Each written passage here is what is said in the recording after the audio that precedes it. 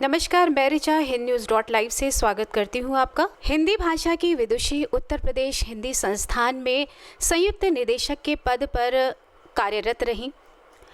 लोक साहित्य में अपना महत्वपूर्ण स्थान रखने वाली दादी नानी की कहानियों को जीवंत रखने का गुण है इनमें और इन्हीं उपलब्धियों की वजह से भारत सरकार ने इनको पद्मश्री से सम्मानित किया। आज हमारे साथ हमारे चैनल पर मौजूद हैं डॉक्टर विद्या बिंदु सिंह। चलिए बिना समय गंवाए इनसे कुछ जानकारी लेते हैं। नमस्कार बेटा। डॉक्टर साहब, मेरा पहला प्रश्न ये है कि आज की डिजिटल लाइफ में प्रायः घरों से किताबें ख़त्म होती जा रही हैं, लोग किताबों में इंटरेस्ट नहीं लेते हैं और घरों में रहकर भी वो मोबाइल में रहते हैं। यहाँ तक कि बच्चे जब बड़ों को देखते हैं तो वो भी सिर्फ मोबाइल में ही रहते हैं। तो ऐसा क्या हो कि लोग साहित्य में रुचि लें? देखिए, पुस्तकों का महत्व सदैव रहेगा, लेकिन जो आज का माहौल है इसमें बच्चे से लेकर बड़े तक सभी गूगल पर विश्वास करने लगे हैं और तरह तरह की जानकारी, कुछ भी लेना है कोई पुस्तक नहीं रखना चाहता, सब चीज़ उपलब्ध है।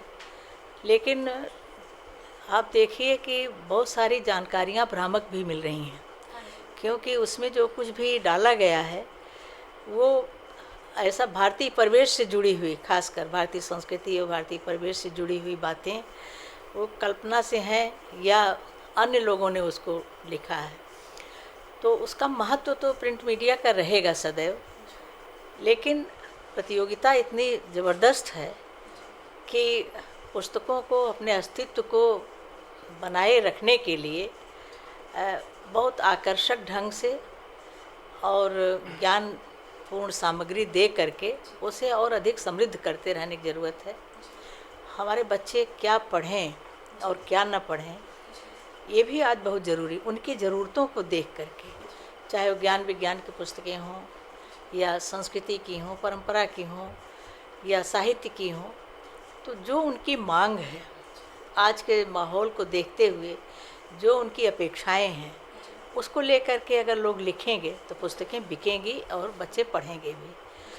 और ये चिरस्थायी जो रहने वाली बात है, वो पुस्तकें जो छपी हुई हैं, आप वेदों से लेकर के, वेद अपौरुषेय थे कहा जाता है, लेकिन आज तक उनका महत्व स्वीकार किया जाने लगा है और ये रहेगा हमेशा। बस चुनौती बहुत बड़ी है, इसलिए लेखकों को और जो भी विषयों से जुड़े हुए सामग्री लिखने वाले विद्वान हैं उन सबको बहुत सचेत होकर के, कहीं ये न लगे कि उन्हें उपदेश दिया जा रहा है आज की पीढ़ी को, बस स्वेच्छा से उसमें ऐसी चीज़ें दी जाएं और इस ढंग से दी जाएं कि वे अपने आप आकर्षित हों कि हमें नई बात मिल रही है।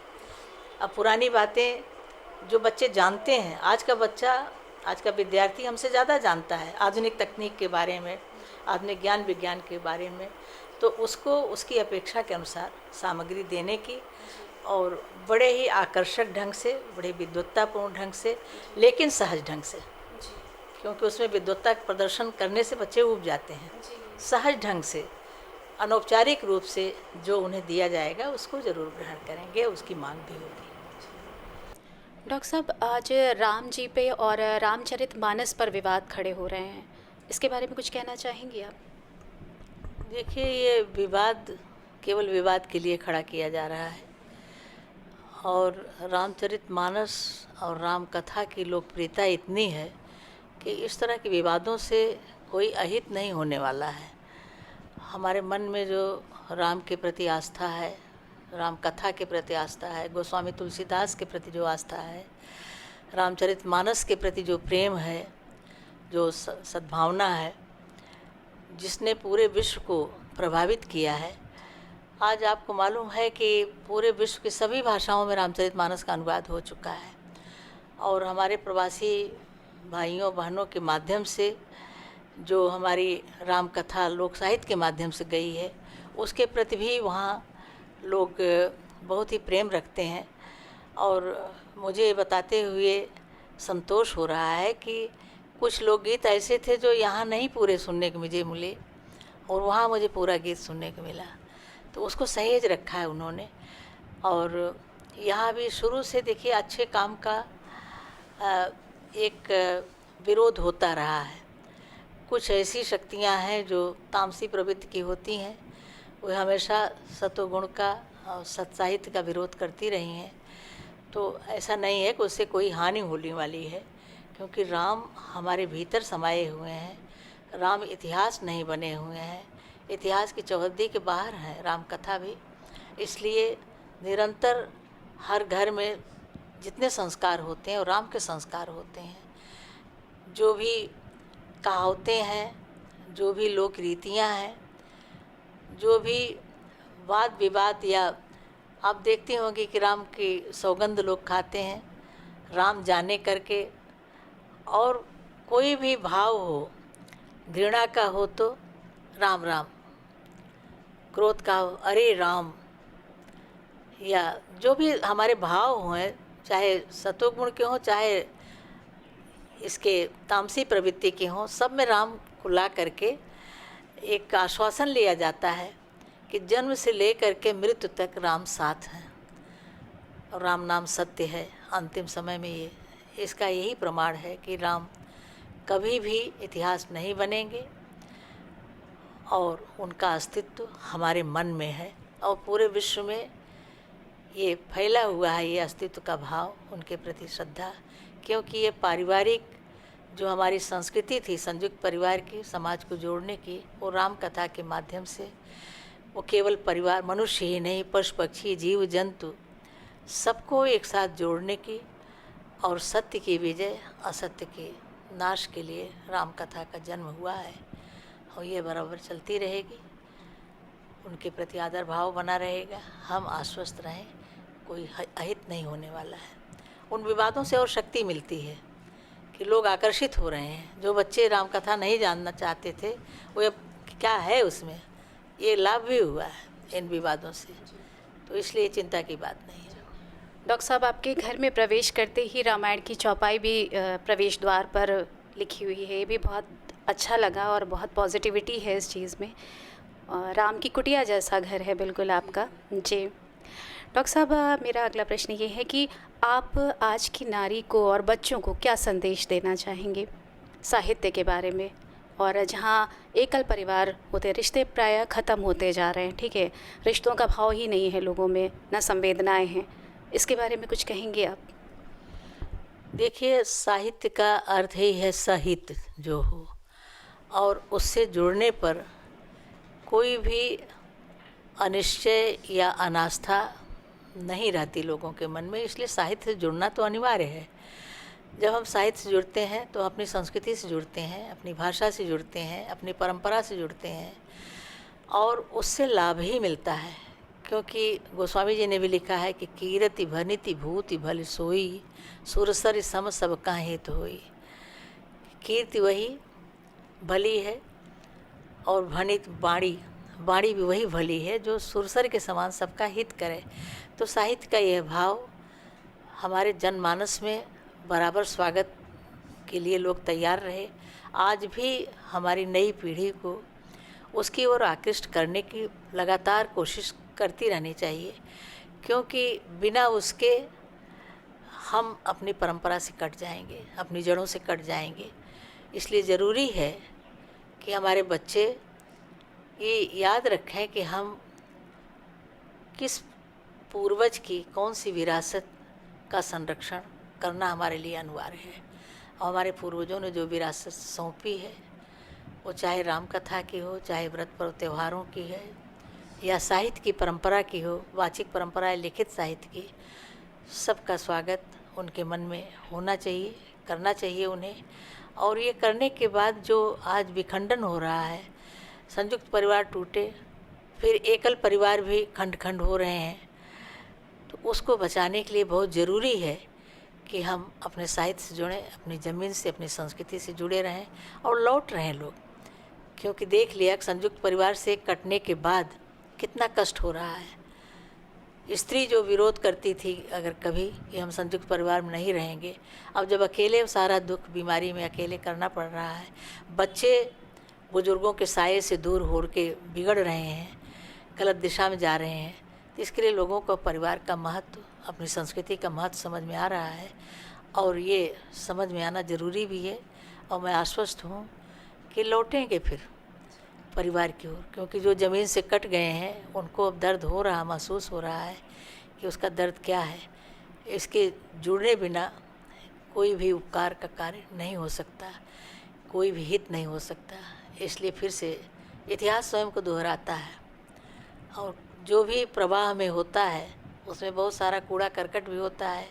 रत्न हमेशा तलहटी में जमे रहते हैं, तो ये कूड़ा करकट बह जाएगा प्रवाह में, और हमें हमारी संस्कृति के जो अमूल्य रत्न हैं वो साहित्य के माध्यम से, व्यवहार के माध्यम से, अनुष्ठानों के माध्यम से हमारे बच्चों को मिलता रहेगा। यही शुभकामना है और यही विश्वास भी है कि मिलेगा ज़रूर। डॉक्टर साहब, आपको पद्मश्री पुरस्कार से सम्मानित किया गया, ये हम सभी के लिए गौरव का विषय है। आप इसका श्रेय किसको देना चाहेंगे? देखिए, ये श्रेय तो मैं अपने पूर्वजों को के आशीर्वाद को, गुरुजनों के आशीर्वाद को और लोक परंपरा को देना चाहती हूँ, जहाँ से मुझे ये सीखने की, जानने की ललक मिली और उस दिशा में कुछ काम करने का प्रयास मैंने किया। मैं वर्तमान सरकार की जो पारदर्शिता है उसे भी श्रेय देना चाहती हूँ। मैंने सोचा भी नहीं था कि मुझे पद्मश्री सम्मान मिलेगा, लेकिन मुझे मिला। और भी मेरे साथ जिन लोगों को मिला है बिल्कुल ज़मीन से जुड़े हुए लोग हैं, तो लगा कि सरकार ने एक पारदर्शिता अपने रखी है जिसके कारण हम लोगों के अवसर मिला। और मैं अपनी लोक संस्कृति के प्रति, अपनी भारत की जो संवेदना है, जिसने मेरे मन में दर्द भरा, लोगों का दर्द समझने की और मुझे अभिव्यक्ति के लिए कलम मेरे हाथ में थमाई, उस कलम को भी मैं श्रेय देना चाहती हूँ। और आप सबके प्रेम को सबसे अधिक श्रेय देना चाहती हूँ, जिन्होंने अपरिचित होते हुए भी मेरे सम्मान को सुन करके खुशी मनाई। पता चलता है कि कौन हृदय से बधाई दे रहा है। मेरे जाने कितने बिछुड़े हुए लोग बहुत पहले के मिले हुए थे, उन सब के फ़ोन आए और लगा कि सब लोग इस प्रसन्नता में मुझे मेरे साथ हैं। ये सबसे बड़ा श्रेय है कि मुझे बहुत प्यार मिला लोगों से।